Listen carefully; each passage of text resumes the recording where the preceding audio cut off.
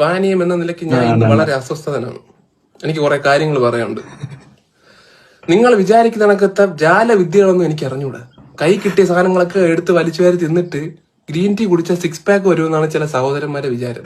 അത് എന്തൊരു വിചാരം, അത് അങ്ങനെയൊക്കെ വിചാരിക്കുക. അത് എന്തിന്റെ അടിസ്ഥാനത്തിൽ അങ്ങനെ വിചാരിക്കും? ഒരു തേയിലയ്ക്ക് ചെയ്യാൻ പറ്റുന്ന കാര്യങ്ങൾക്ക് ഒരു പരിമിതിയുണ്ട്. തേയില എന്നല്ല, ഏതൊരു ഇലയ്ക്കും അതിന്റേതായ പരിമിതിയുണ്ട്.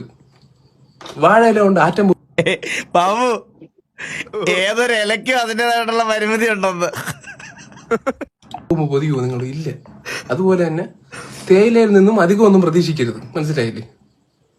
ഒരു ബക്കറ്റ് പോത്ത് ബിരിയാണി എന്നിട്ട് ഒരു ഗ്ലാസ് ഗ്രീൻ ടീ കുടിച്ചിട്ട് എല്ലാം ശരിയായെന്ന് പറഞ്ഞിങ്ങനെ സത്യം. ലോറി ഇടിച്ചവന് വിക്സ് മണപ്പിക്കാൻ കൊടുക്കുന്ന കണക്കത്തെ ഒരു പ്രൊസീജിയറാണ്.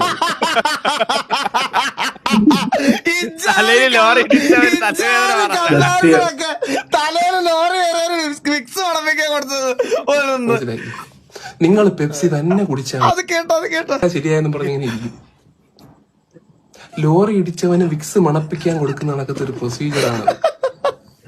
മനസ്സിലായി? നിങ്ങൾ പെപ്സി തന്നെ കുടിച്ചാൽ മതി. ഇങ്ങനത്തെ തീറ്റ് തിന്നുന്നവര് പെപ്സി തന്നെ കുടിക്കുന്നതാണ് അതിന്റെ ഒരു ന്യായം. വെറുതെ നമുക്ക് പേരദോഷം കേൾപ്പിക്കല്ലേ സഹോദരങ്ങളെ. നമ്മളില്ല ഇതിനൊന്നും, നമ്മളില്ല ഇതിന്.